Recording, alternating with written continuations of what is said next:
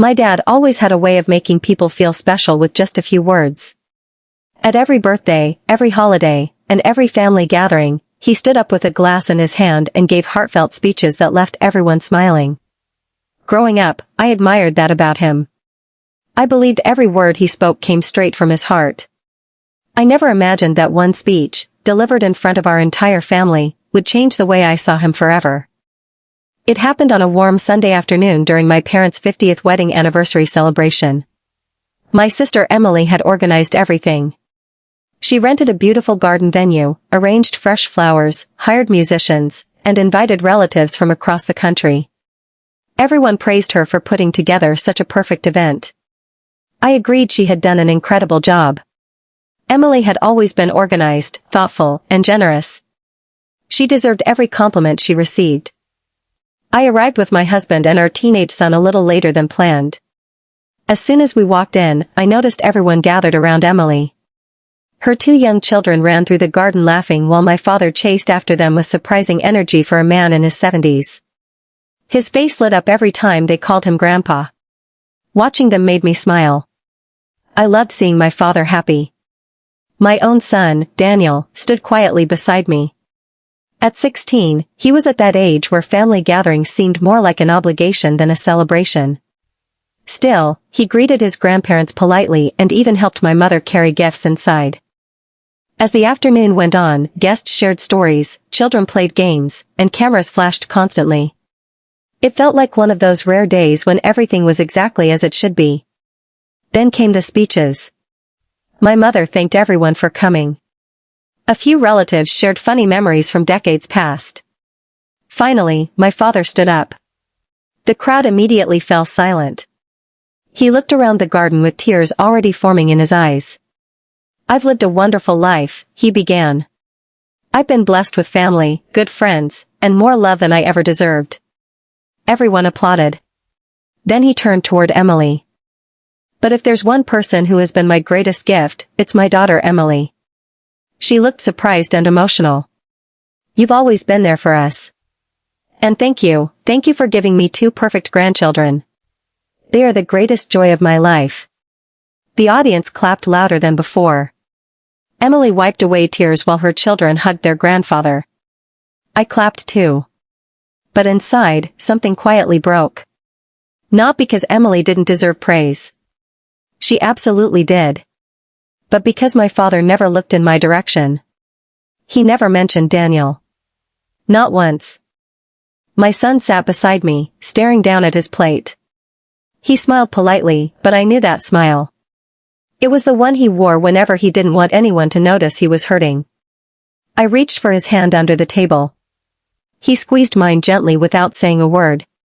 At that moment, I realized this wasn't the first time something like this had happened.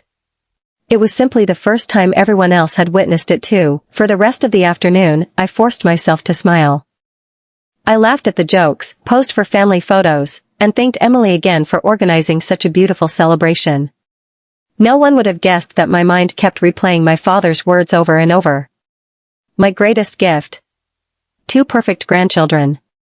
Every time I heard those sentences in my head, I glanced at Daniel. He never complained.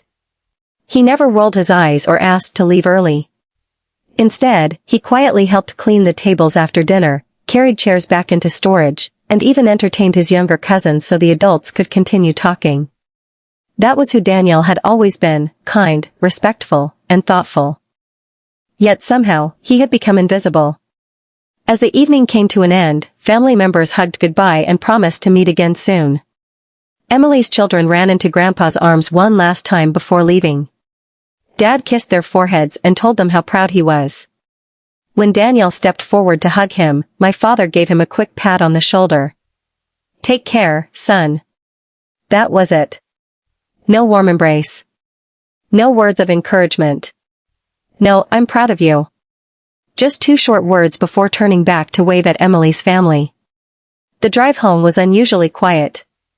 Rain tapped softly against the windshield while the radio played low in the background. Finally, Daniel spoke. "Mom?" I looked over. "Yeah? Did Grandpa forget about me?" His voice wasn't angry. It was calm. almost curious. That somehow hurt even more. I tightened my grip on the steering wheel. What makes you ask that? He stared out the window. When he said Emily gave him 2 perfect grandchildren. I thought maybe he forgot I was there. For a moment, I couldn't answer.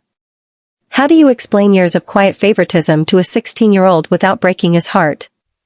You know your grandpa loves you, I said gently. Daniel nodded, but he didn't sound convinced. I know. After a long pause, he added, he just doesn't seem excited that I'm his grandson. Those words stayed with me long after we reached home. That night, I couldn't sleep. Instead, I found myself remembering things I'd spent years trying to ignore. Emily's children always received expensive birthday gifts. Daniel usually got a gift card. Dad attended every one of Emily's kids' school performances. He had never come to one of Daniel's soccer games. When Emily's son won a spelling competition, Dad proudly shared the news with everyone he knew. When Daniel earned top grades and received an academic award, Dad simply said, "That's nice." I had always made excuses. He's getting older.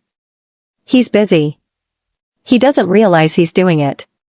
But lying awake in the darkness, I finally admitted something I had avoided for years. This wasn't forgetfulness. It was a pattern. And for the first time in my life, I wondered whether staying silent had protected my father. Or only taught my son that he deserved less love than everyone else.